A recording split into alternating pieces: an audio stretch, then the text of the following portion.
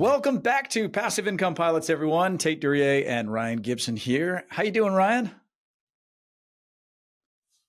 Oh, I'm sorry. I was asleep. No, sorry, bad joke.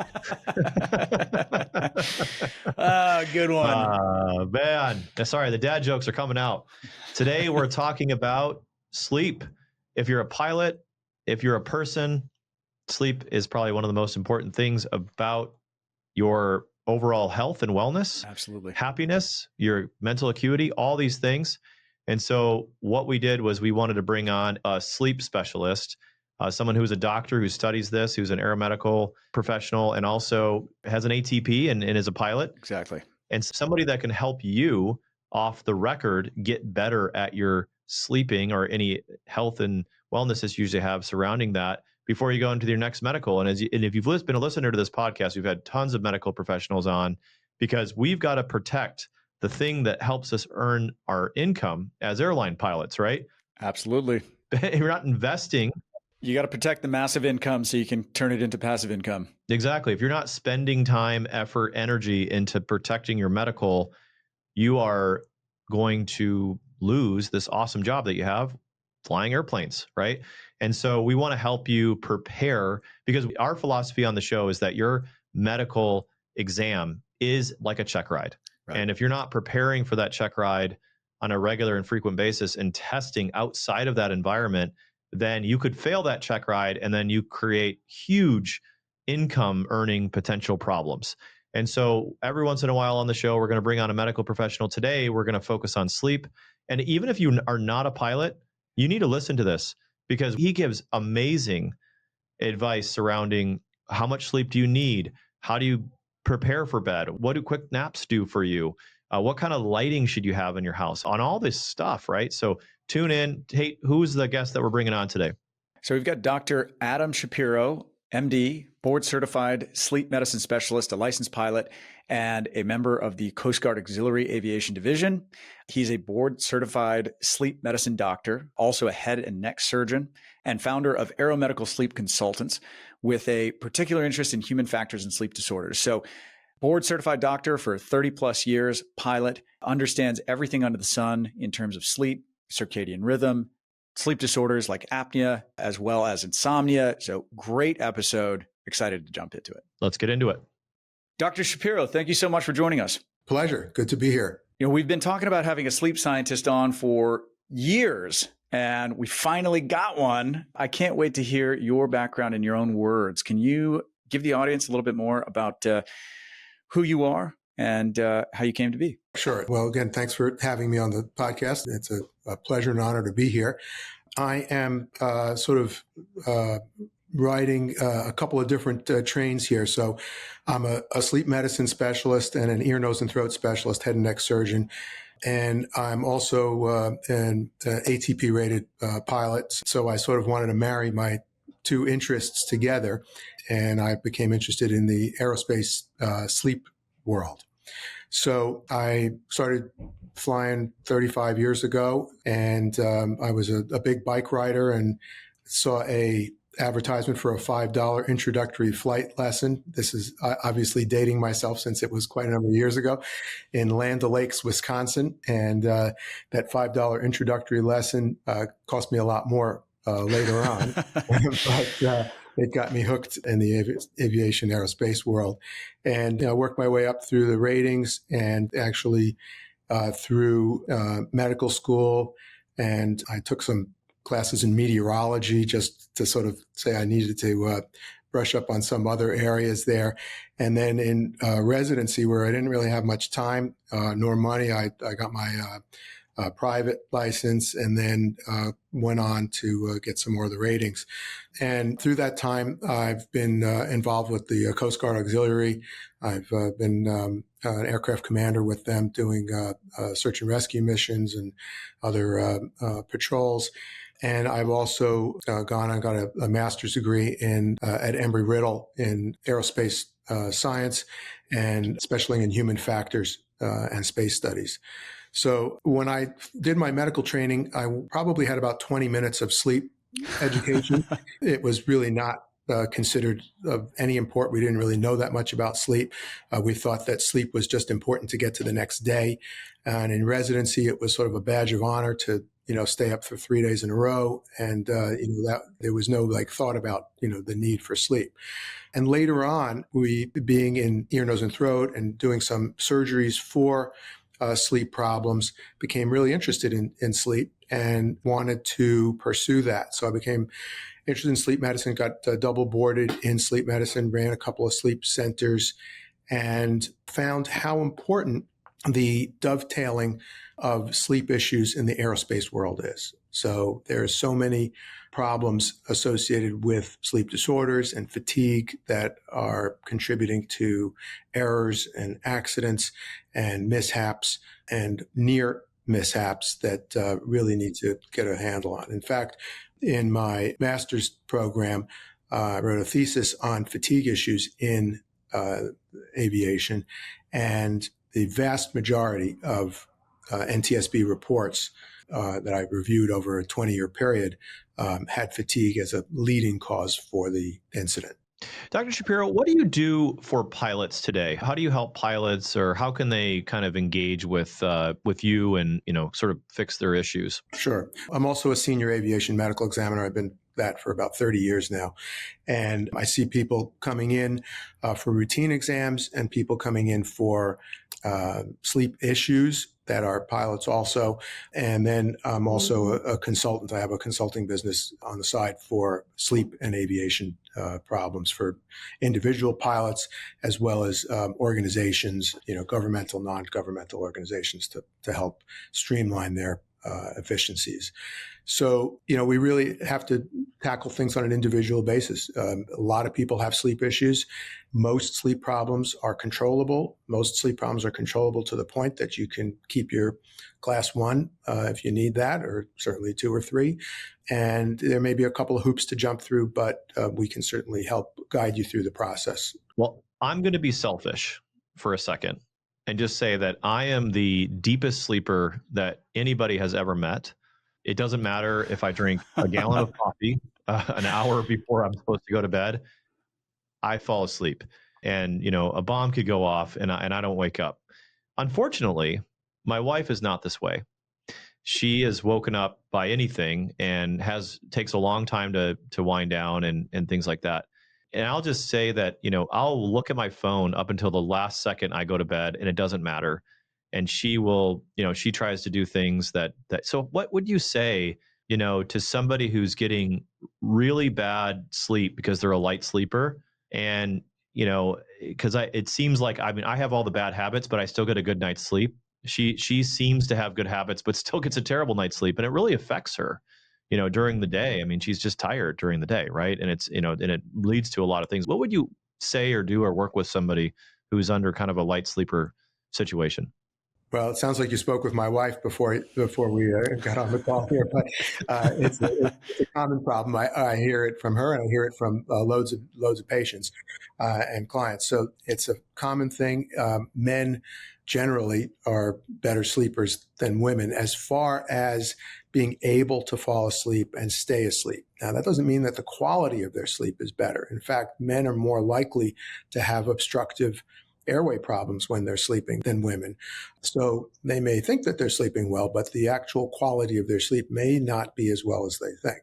But for your wife or any, spouse or bed partner who is not sleeping as well because of other issues, really following good sleep hygiene practices are a good idea. And that sleep hygiene means going to sleep at the same or close to the same time every night, even on the weekends, avoiding exposure to blue light products for at least 2 hours before you go to sleep. And that's phones, tablets, TV, all that kind of stuff.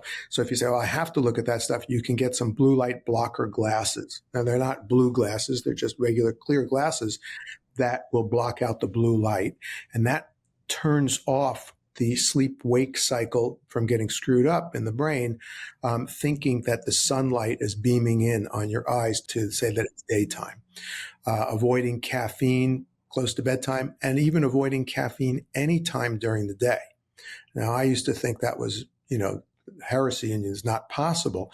But if you don't drink any coffee during the day, you'll actually be more awake during the day than if you do, which is hard to fathom for many people, but it is the case.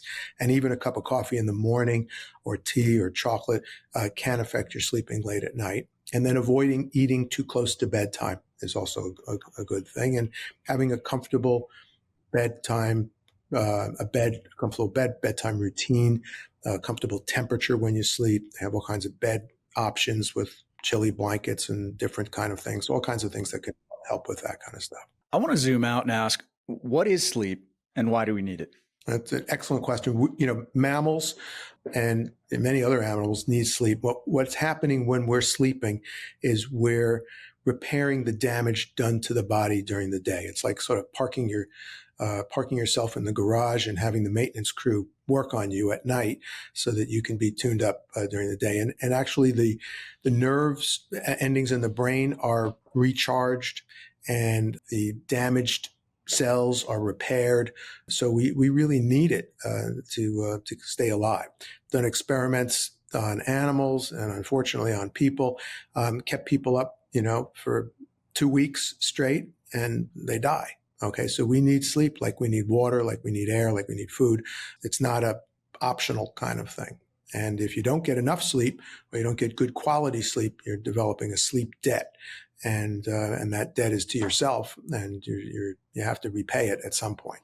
I know a lot of pilots out there, when you hear, you got to go to bed at the same time every night and have good sleep hygiene, that can be very difficult in this career.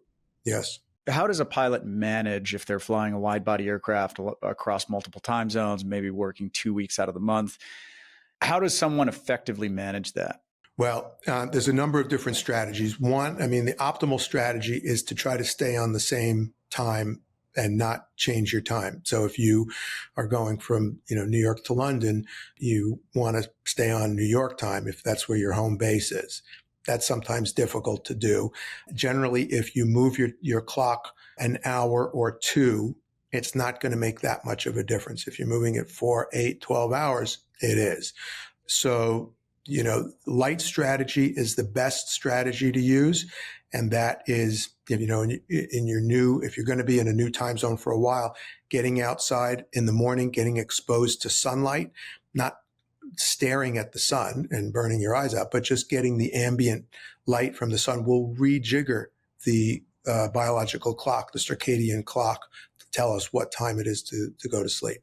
And avoiding bright light exposure at night, which is the tablets and phones and things like that, are going to help with that too. So there's no real easy answer. It does take everybody 1 to 1.5 hours per day to reacclimate to a time zone. So a lot of times by the time you get someplace, it's time to come home and you have to redo it all over again. So in an ideal world, it's hard to do that, but you want to try to stay on your same schedule as if that's possible. I always fight with this age-old question, which is, what's more important? I get to my layover. It's 11-hour layover. It takes, an hour to go to and fro, an hour to get myself ready. And maybe I've got to eat for a little bit. And inevitably, I'm staring down the barrel of getting 8 hours of sleep, which we all know is going to be 7 because it's going to take me a minute to fall asleep, or go exercise. What's more important, the exercise or the sleep? The sleep. Okay. I'm all for exercise. I run marathons and biked 100 miles and stuff like that. So I'm all for it, but you need sleep. Okay. And, if you can and you don't want to exercise too close to bedtime anyway. So, if you want to do some push-ups and sit-ups when you wake up in the morning, better than doing that right before you go to sleep. And what's the cutoff? Is it, at what point is it 8 hours of sleep, like minimum, or is it, 6 hours? When are we weighing? So the average adult needs between 7 and 8.5 hours of sleep. That's not 7 or 8.5 hours of time in the bed, because, as you said, it may take a little bit of time to fall asleep and you may wake up, go to the bathroom, whatever.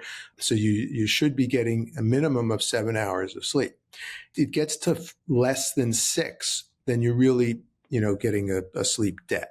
Okay. Now people say, well, I'm going to get 6 hours. It's 11. I'm waking up at 5. I'm getting 6 hours sleep. No, you're going to be in the bed. It's probably going to take you at least a few minutes to fall asleep. You may wake up a little bit in the middle of the night. You may not be aware that you're waking up, but if we were to monitor you at night, there'd be some times of wakefulness, and so that doesn't really count. So in the NTSB reports, which is something that we always have to think about, well, if there is a mishap or an incident, the NTSB is going to investigate how much sleep you had the night before, and they're going to do that a number of ways. They're going to be looking at your phone, they'll be looking at your watch or wearables. They're going to be looking at the door key to your hotel room to see what time you activated it. And if you look at your phone, even if you just pick it up to look at the time, they're going to know that you did that. And they're going to say, oh, he was awake at 2:23 looking at his phone. We know he didn't get as good a night's sleep. So you want them to not say that you were fatigued. So you want to make sure that it's not you that was not as awake and alert as you could be. So you want to try to get, forget the NTSB, you want to try to get 7 hours of sleep if you can at night. Now, generally, as we get older, that number goes down. And some of that goes down because we are more likely to have sleep problems. And those sleep problems can interfere with our sleep duration and the quality. All right. Well, I want to talk about the gorilla in the room about red eyes. Red eyes are things, we as pilots, we're people before we're pilots, right? And we have lives and things like that. And, we might go in from a bunch of days off and do a red eye, or be an international pilot and be a red eye. What are some of your best tips and tricks for preparing for maybe that first day of being on a red eye, knowing full well that we're pilots with children and lives, and we're going into our first, 9 p.m. departure after having, 4 or 5 days off of being on a normal body clock, right? A normal window, circadian rhythm. And now we've got to stay up all night. What are we doing that first day that's a best practice to really take care of ourselves in the best way we can? Well, if it is possible, and from what you prefaced that with, it may not be possible, try to adjust your clock a little bit beforehand, even if it's a couple hours, sleeping a little bit later if you can, going to bed a little bit later if you can, sort of adjusting things to get on a different track, avoiding caffeine. Don't wake up at 6 a.m. that day and have 3 cups of coffee because you're going to crash. Okay. You want to avoid the caffeine. If you need caffeine, use it strategically later in the night so that you can stay awake later in the night. So, and, keeping yourself healthy, trying to eat well. Don't have like a tremendously large meal right before you take off, because that can have some sedative effects. And, just try to get as much sleep as you can the nights before. If you get 8 hours of sleep the night before that, you're going to be able to tolerate that red eye night much better than if you've got 4 hours the night before. I mean, it's just, you're going to be, owing a sleep debt, and you'll be able to manage that much better. And the other thing, the real gorilla in the room is, do you have an underlying sleep problem? If you have an underlying sleep problem, that 8-hour night may be the equivalent of 4 hours of normal sleep. And you're really going to be fighting it and trying to, stay awake that way. Now, that being said, those sleep problems can be readily identified and readily fixed, and with much less paperwork than declaring an emergency, can go through the FAA and get a special issuance for whatever, is going on. Not all sleep problems, but I would say the vast majority. Let's talk about sleep problems, right? Sleep disorders. And I don't know if we want to split this conversation into biological sleep disorders and mental sleep disorders, but I'd love to talk about what are the most common ones that you see, and what is the cause? What is the remedy?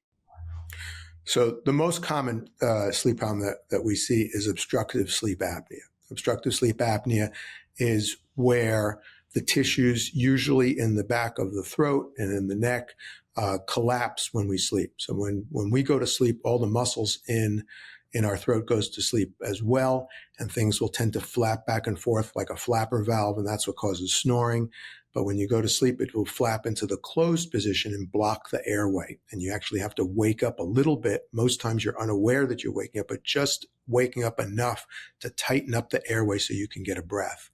And when that happens, depending on how long that happens for and how frequently that happens, that determines the severity of the sleep apnea. So if you have minimal sleep apnea, what we call upper airway resistance syndrome, where it's not quite closing, but it's closing a little bit, so you're straining and fighting to get a breath, that may not give you as much symptoms as full-blown sleep apnea, but you still can have terrible symptoms, be fatigued and tired with that. And the cure for it, there are many, many different cures, but the cause of this, going back to that, most times is weight. And it is the heaviness of our population, especially as we get older, and especially as we're not eating as well as we could. If you're on a red eye, you're eating, more than you want to. That's what causes, it's a vicious cycle. The more you weigh, the worse you sleep. The worse you sleep, the more hungry you're going to be. So when you get a poor night's sleep, the brain secretes an appetite stimulant. And that stimulant says, eat, eat, eat. And when you get a good night's sleep, it secretes appetite suppressants. So without thinking about it, you're going to say, I'm not so hungry. So all of that plays a role in the sleep issues. So the other thing besides obstructive sleep apnea, we sometimes see central sleep apnea. Central sleep apnea is where the sleep center in the brain turns off the breathing inappropriately. So it tells you just, hey, take a break, don't breathe, and we stop breathing, and our oxygen goes down and causes problems. And it's only when the fire alarms go off and all kinds of problems happening that all of a sudden you'll take a breath. So that's a serious problem, but that can be readily treated minimally invasively as well.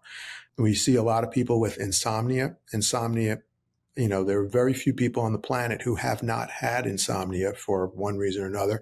If you have it for a day or two, that's just living in the world. If you have it for 6 months, nonstop, you just can't sleep, that's a problem. That's chronic insomnia. And that, we need to find out what the cause of that is and treat it. And a lot of times you can treat insomnia relatively non-invasively, without medicine, without surgery. There's all kinds of tricks, therapies that can help with that kind of thing. And there's more unusual types of things. There's narcolepsy, there's hypersomnia, there's ADHD problems.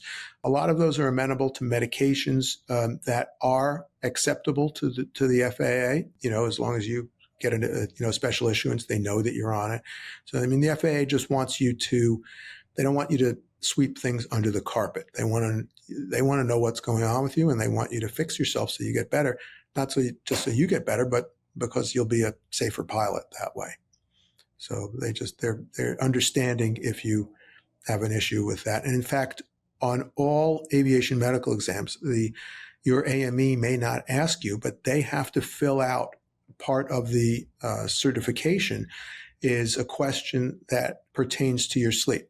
This person is at risk of sleep apnea. This person has sleep apnea. This person has no risk of sleep apnea. This person needs to be evaluated for sleep apnea before I can give a certificate. So whether or not they're asking you these questions, they have to think about it and attest to that based on their exam. And most of them will be asking you, how's your sleeping?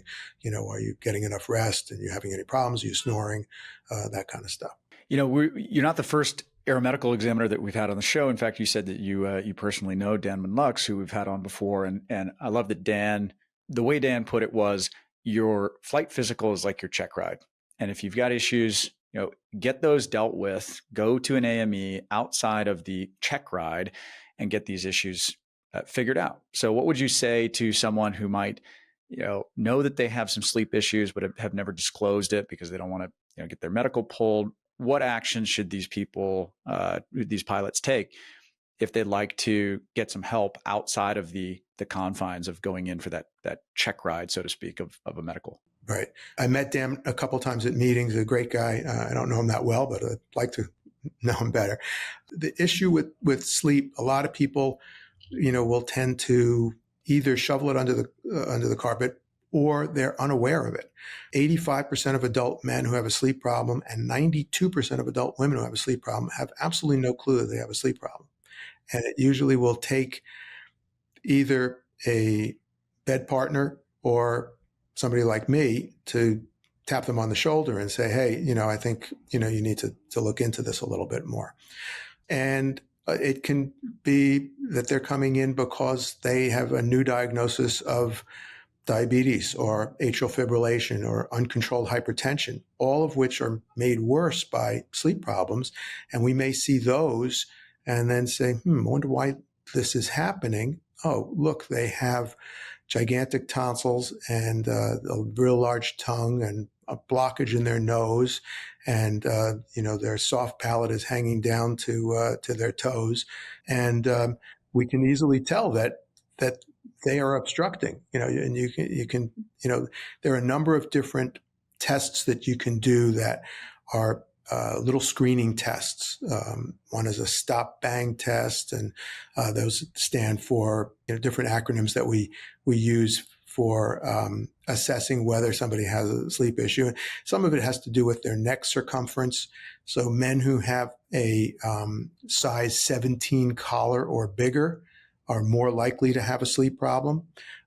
People who have a BMI of over 30 are certainly more likely, and even people over 25 are more likely to have a sleep problem. And people who have hypertension, people who smoke. There's all kinds of things that will tip us off to that kind of stuff. But what I would tell the pilot is like, hey, we're going to hold your hand through this process.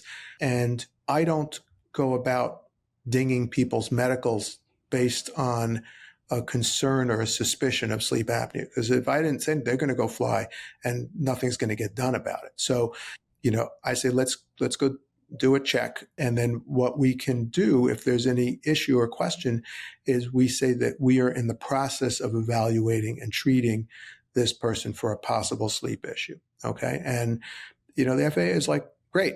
Okay. That's terrific. Now, if we say this person fell asleep in my exam chair and I couldn't wake them up, that's another story, but if it's just, run of the mill stuff. And I must tell you that I've been on a lot of flights and, with other pilots or, commercially me sitting as a passenger in the back, and I've seen the flight crew come out and I look at them and I can say, oh boy, I hope this person stays awake because they can tell they have sleep apnea, or I hope they brought their CPAP machine with them, or I hope they're being treated, otherwise. So, it is a big problem, and it is something that really needs to be addressed. And one of the major reasons for many of the mishaps, not just with pilots, but air traffic controllers, maintenance crew, ground personnel. Everybody is subject to having a sleep issue, and everybody's subject to having more errors and problems if they don't have their sleep issue under control. I'd like to switch gears just a little bit. Does what you do during the day impact how many hours of sleep that you need? And let me give you a specific scenario. Years ago, I was involved in a regional airline pilot fatigue study where we measured the impacts of fatigue on how many legs you did versus how many hours you flew. So think of yourself as like a long haul pilot flying, one very long flight, and then a regional pilot maybe doing more up and down. Or now a lot of that regional flying has been sucked back up into the majors. So maybe a 737 pilot or a 717 pilot. Does your activity during the day impact your hours of sleep? Earlier you said, I think it was like 7 to 8.5 hours is what you need. I have a fun way to approach this. I'd like to share my personal experience because I've done both. And Adam, you can tell me if medical science backs this up. All right. So when I was doing 8 legs a day, I was way more tired. I was a 717 captain, and I was way more tired at the end of the day than I was after flying a 10-hour red eye on the wide body. But I bounced back faster. The next morning, I felt great. Whereas it took me, a day and a half after flying that long haul red eye to feel normal again. Anyway, that's my personal experience. I'd love to hear if that's medically backed or if that's just my personal experience. Well, a lot of things will play a role in that. I mean, if the long haul flight that you're doing is crossing multiple time zones, that's going to play much more of a role in your fatigue than just doing 8 flights a day. Okay. So your mental work that you're doing flying the 8 flights is much more than it is sitting there for 10 hours in one straight flight. So you're not as mentally stressed, emotionally stressed as you would be having to, do 8 approaches in who knows what kind of weather. So as far as the sleep requirements, they're pretty close to the same each night. They do vary a bit based on your activity during the day, but most of that activity is aerobic activity that plays a role in that. So if you, play 3 sets of tennis, you're going to probably need more recovery and sleep than if you are, tuning in multiple ILS frequencies, on the flight. So, but, the brain does use up a lot of calories for doing a lot of work. And if you're, playing 3-dimensional chess, you're probably, all day long, you're probably going to need a good night's sleep that night to, get into the next game of chess in the morning. So what will play a role in general is your sleep debt. So if you don't sleep that well the night before or the night before that, you have to pay it back to yourself. And and if you don't pay it back, then your fatigue level is going to go up. So it's sort of a counterbalance weight there. You mentioned the calories that your brain burns. How true is that? Like people mention brain food and calorie burn and all that. Is that actually a thing? I'm just curious. I think so. I don't think that, you're going to make it, you're going to become, class athlete just by sitting there doing a math competition. Yeah. I've always heard people like, oh, we're burning a lot of calories on this. And it's like, what are we doing to burn the calories? I guess my brain is just, spinning. The processor is spinning too. Maybe a little bit, I think if you watch a scary movie and your heart rate goes up, you probably burn more calories there you go. that way. It has to do with cardiovascular. How fast is your heart beating? What are the changes in heart rate variability? How is your blood pressure being altered? Your respiratory rate? I mean, there's a lot of stuff that plays a role in that. Is your, oxygen carrying capacity, changing throughout the day, being subject to cabin altitude pressure. If you live at sea level and you are spending the day at 8,000 feet, that's going to make you tired, and that's going to fatigue you. So, depending on the number of hours, that. And if you have a sleep disorder that causes oxygen desaturations and you are living, or you're a smoker, or your baseline oxygen level is low, and then you're exposed to high altitude stuff and you are not, a native of Colorado, you're going to be more fatigued than somebody who is, pressurized at sea level. They're just, or wearing oxygen or something like that. You mentioned oxygen carrying capacity. I recently heard that your VO2 max is the most accurate indicator of your longevity. Let's talk about longevity.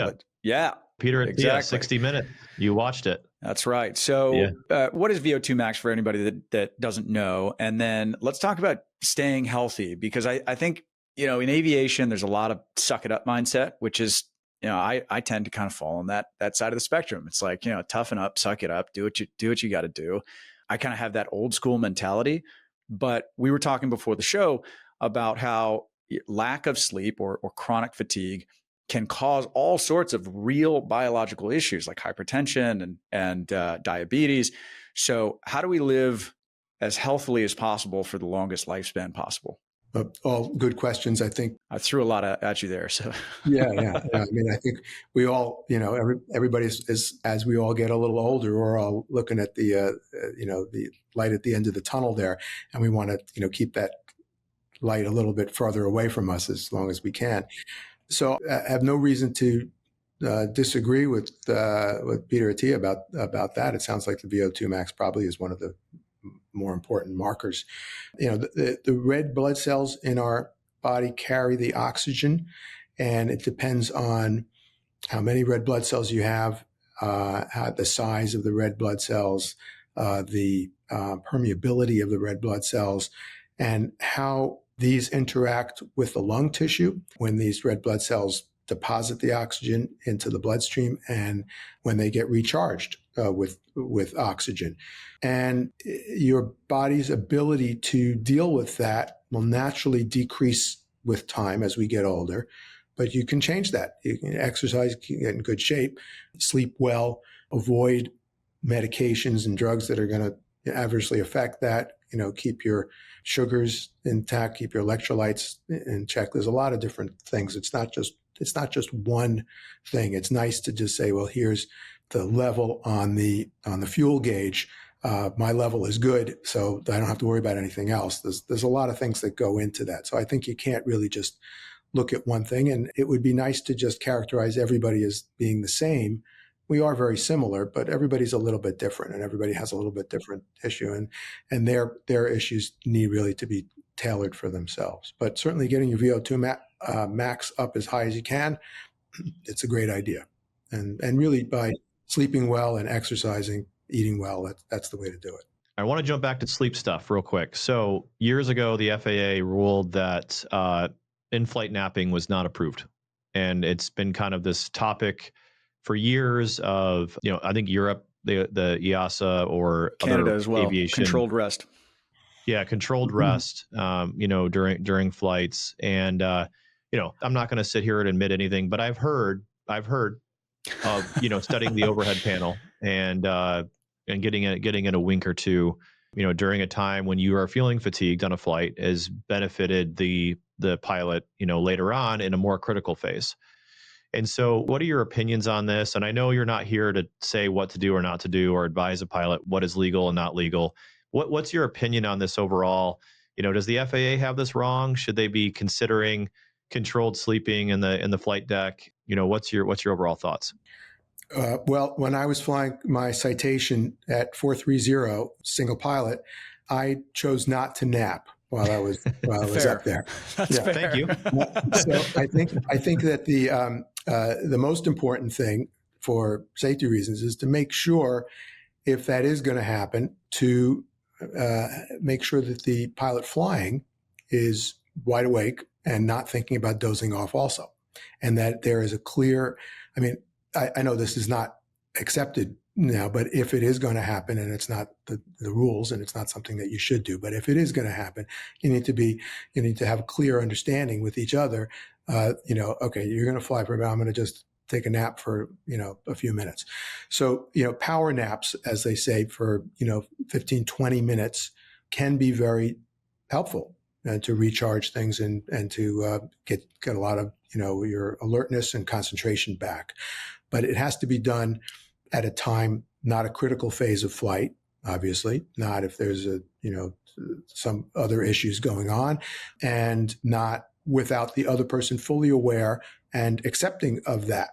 But I think that's a lot of times you'll say, well, I'm really tired, I'm going to take a nap, and you don't get the, okay, or, well, I'd prefer that you don't, you have to have it's sort of like handing off control, like, who's pilot flying, who's not. You need to, understand that, have an understanding of that. But from a scientific point of view, I think it is a good idea to be able to have a power nap, if that's possible. And it is, personally, I think it's kind of silly that it's not allowed. I can go take a biological break. I can leave the cockpit for, a limited amount of time to go to the bathroom, to go freshen up in the galley, get a cup of coffee, whatever it is. What's, to me, I'm again, we're not, be clear, like this podcast isn't advising people to do what Dr. Shapiro just suggested, but I was just trying to get the heart at the, the philosophy behind that. A 15-minute nap, what does that really do for you? I know. Yeah, I was going to say, do you have any data points on what a 15-minute, not even a deep sleep, just a dozing off for 15 minutes? There have been a number of studies to show that does improve concentration for, the following hour or two after that. Wow. But there are also studies to show that if you sleep longer than that, you will develop some sleep inertia. Right. And sleep inertia means that you are going to be more tired. So you got to find that real happy medium, and it is not for everybody. So I think that the reason, and it's not incorrect reasoning, that the FAA has said that we don't want that happening is a couple of reasons. One, there have been some incidents that have been very public that, the two pilots have overflown and missed the destination and, had to call and say, oops. They don't want to hear that kind of thing. That's not something that they want to condone. And the other is, where is the individual pilot's sleep inertia going to take effect? So, is it going to be at 30 minutes? Is it going to be at 60, at 90? And where do you draw the line? Okay. Is there a timer that you have to set? Okay, we're going to give you 20 minutes. They have the rules where, the ultra long flights have shift changes, and that's where you go take a nap. That's whether it's condoned to do that.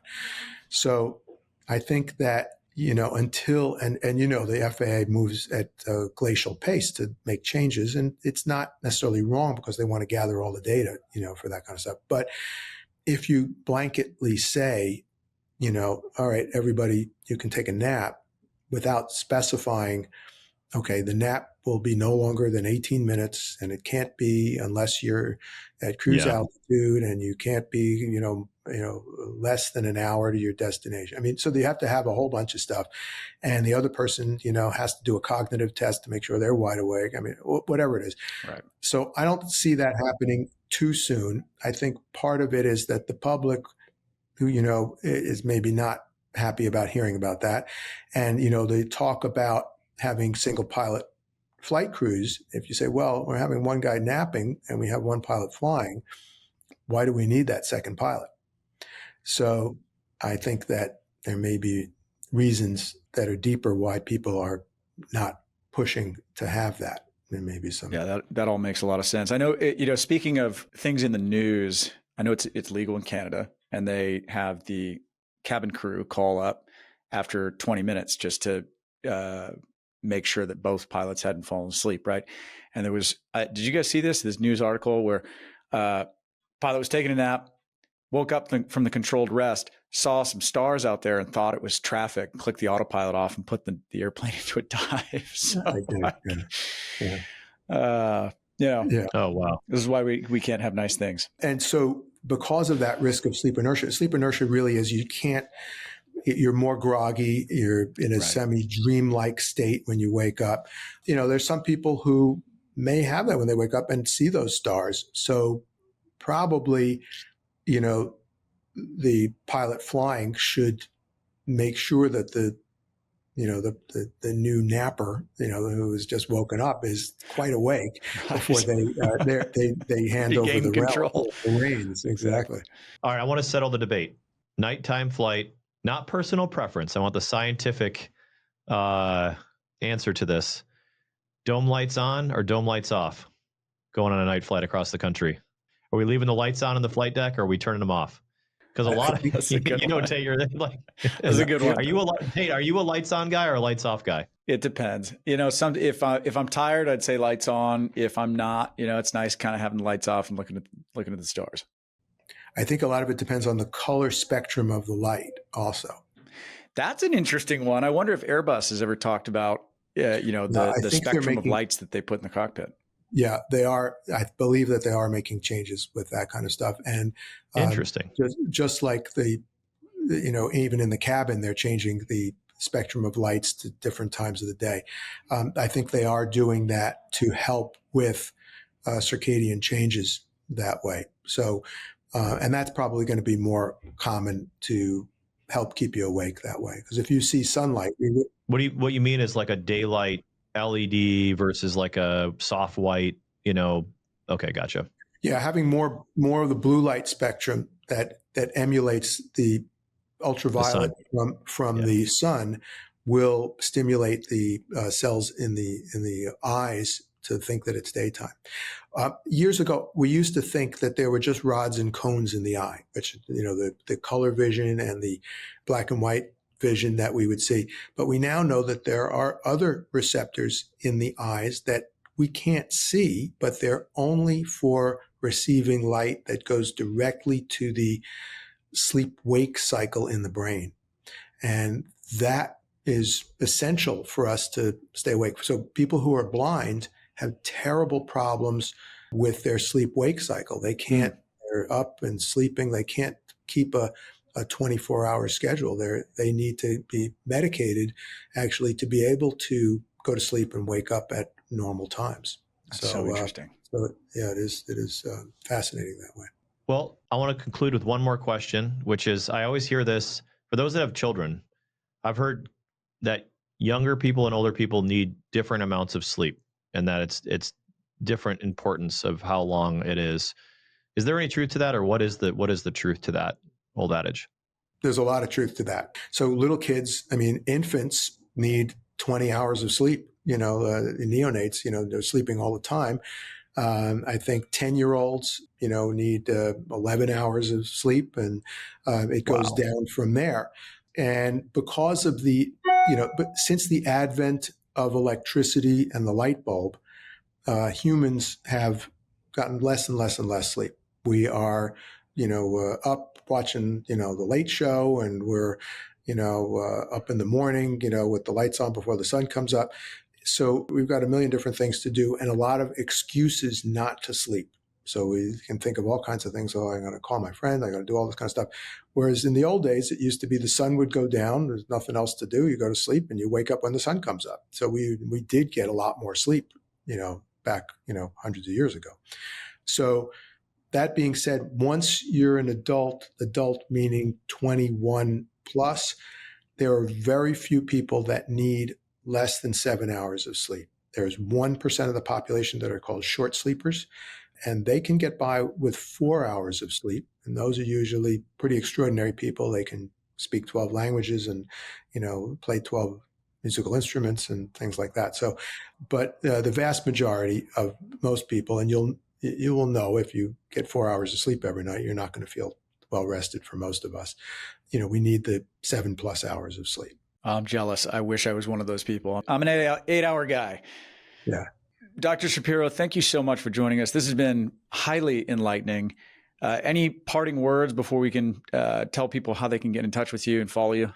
Well, listen to yourself. If you feel tired, get yourself checked. Go to your doc and, first try to sleep more. And then if you're still tired, if you're sleeping more, go to your doctor and find out what's going on. And, I hate to say it, but most doctors are not as tuned into sleep as we should be, just because we didn't get that much training in sleep.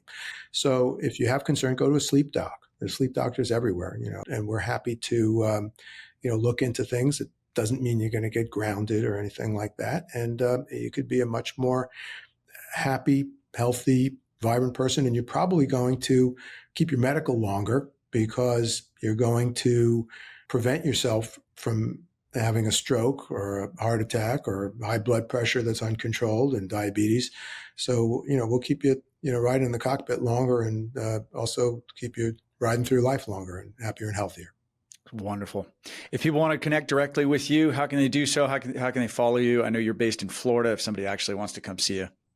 Yeah, well, you don't have to come to Florida. We're happy we do consultations remotely.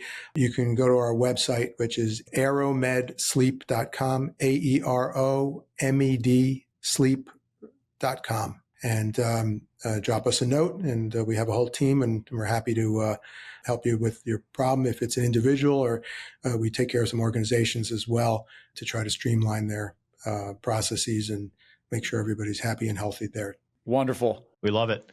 Thank you so much for the wisdom. Really appreciate you coming on. We look forward to another conversation sometime in the future.